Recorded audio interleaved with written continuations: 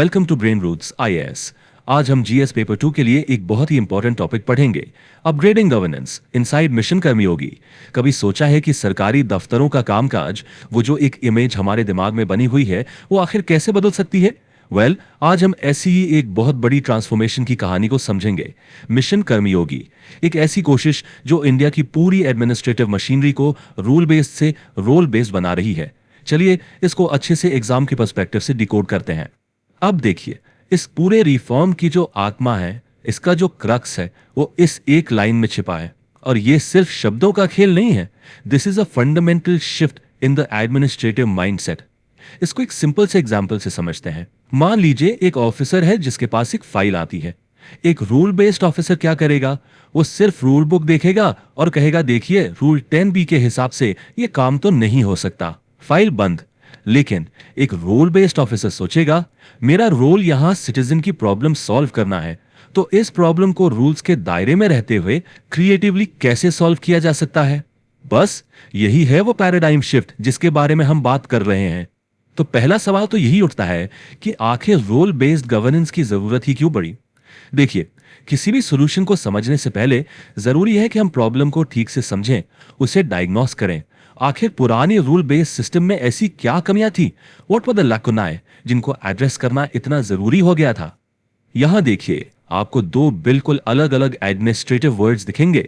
एक तरफ पुराना सिस्टम जिसका सबसे बड़ा फीचर था साइलोड फंक्शनिंग, मतलब एग्रीकल्चर मिनिस्ट्री को वाटर मिनिस्ट्री से कोई लेना देना नहीं, सब अपने अपने डिपार्टमेंट के राजा हैं। एक कॉलोनियल एरा रिजिडिटी थी, यानी नियम पत्थर की लकीर थे, उन्हें बदला नहीं जा सकता था। और माइंडसेट माइंडसेट था एक कंट्रोलर का, हम शासक हैं, आप प्रजा। वहीं दूसरी तरफ है नया अप्रोच जो क्रिएटिव एंड कंस्ट्रक्टिव सॉल्यूशंस की बात करता है। ये एक proactive and pro people attitude को बढ़ावा देता है। और सबसे इंपॉर्टेंट, ये फैसिलिटेटर के माइंडसेट को प्रमोट करता है, यानी सरकार एक सहायक है, इनेबलर है, रुकावट नहीं। ओके, तो ये जो इतना बड़ा ट्रांजिशन है, ये जो बदलाव है, इसको पावर कौन कर रहा है? इसका इंजन क्या है? The answer is the national programme for civil services capacity building, जिसे हम सब मिशन कर्मयोगी के नाम से जानते हैं। यही वो कोर गवर्नमेंट इनिशिएटिव है जो पूरी एडमिनिस्ट्रेटिव मशीनरी को री इंजीनियर करने के लिए बनाया गया है। अगर आपको इस मिशन का स्केल समझना है ना, तो बस इस नंबर को देखिए, 4.6 मिलियन। ये नंबर इंडिया के कई छोटे स्टेट्स की पॉपुलेशन से भी ज्यादा है। इतने सेंट्रल गवर्नमेंट एम्प्लॉयज को नए सिरे से ट्रेन करने का, उनकी कैपेसिटी बिल्ड करने का लक्ष्य है। सो यू कैन इमेजिन, ये दुनिया के सबसे बड़े और सबसे ambitious human resource development programmes में से एक बन जाता है।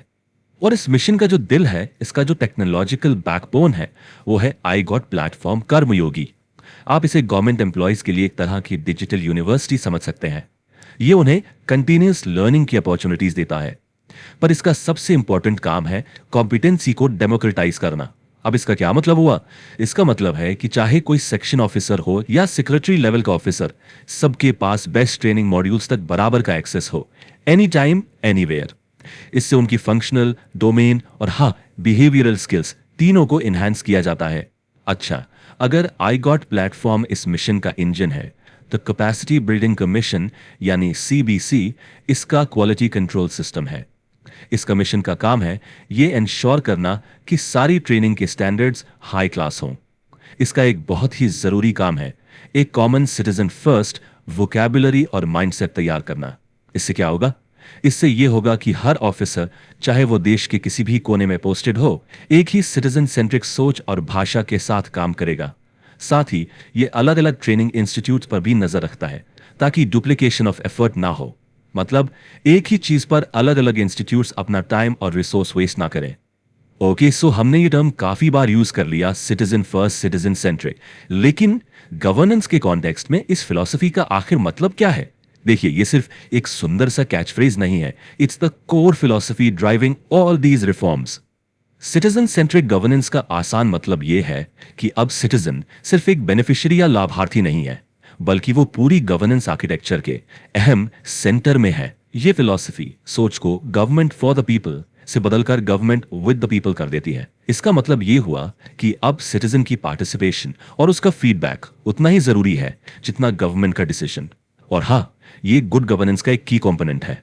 लेकिन एक बात समझनी जरूरी है, सिर्फ फिलॉसफी बदलने से काम नहीं चलता। इस मॉडल को सक्सेसफुल बनाने के लिए 4 प्री रेक्विजिट्स हैं, या कह लीजिए 4 जरूरी स्तंभ हैं। पहला, एक साउंड लीगल फ्रेमवर्क, जैसे कि हमारे पास आरटीआई एक्ट है या सिटीजन्स चार्टर्स हैं। दूसरा, रोबस्ट इंस्टीट्यूशंस जैसे सीवीसी या सीआईसी जो इंडिपेंडेंटली काम कर सके। तीसरा, ऑफ कोर्स, कॉम्पिटेंट पर्सनल, और देखिए यहां पर मिशन कर्मयोगी का रोल कितना क्रिटिकल हो जाता है।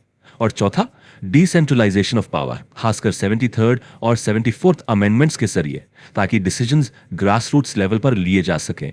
तो द बिग क्वेश्चन इज, इस नई फिलॉसफी को जमीन पर रियलिटी में कैसे ट्रांसफॉर्म किया जा रहा है?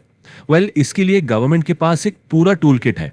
कुछ बहुत ही इफेक्टिव टूल्स और मॉडल्स हैं जो गवर्नेंस को आम नागरिक के लिए आसान और एक्सेसिबल बना रहे हैं।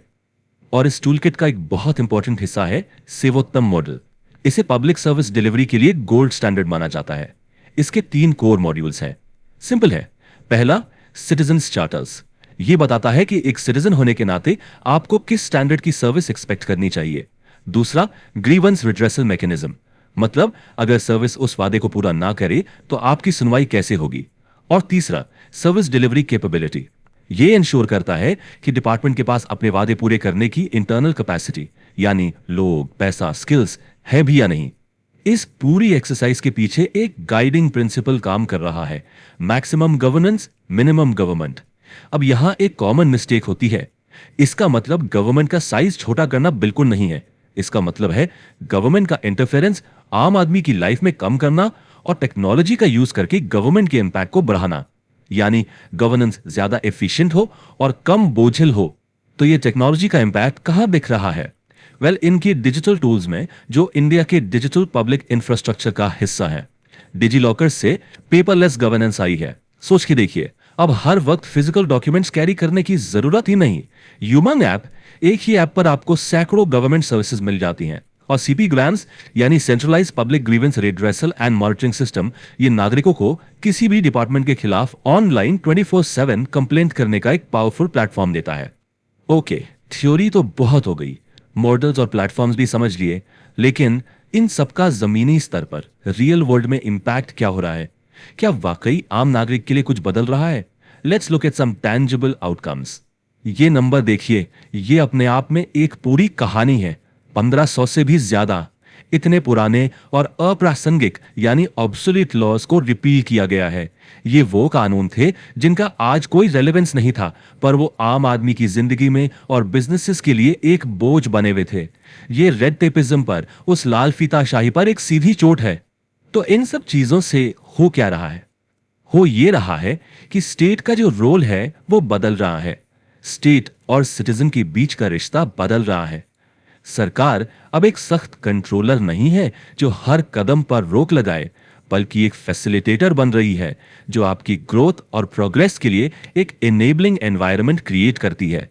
और इसके 2 बड़े प्रभाव साफ दिखते हैं। पहला, अकाउंटेबिलिटी अब टॉप डाउन नहीं रही, वो बॉटम अप हो रही है। और इसका एक बेहतरीन टूल है सोशल ऑडिट। इसका मतलब है जब लोकल कम्युनिटी जैसे कि ग्राम सभा खुद आकर गवर्नमेंट प्रोजेक्ट्स का हिसाब किताब चेक करती है। Imagine the power. और दूसरा, कंप्लायंस बर्डन कम होने से आम आदमी के लिए ईज ऑफ लिविंग बढ़ रही है। तो इन सब चीजों का अल्टीमेट गोल क्या है?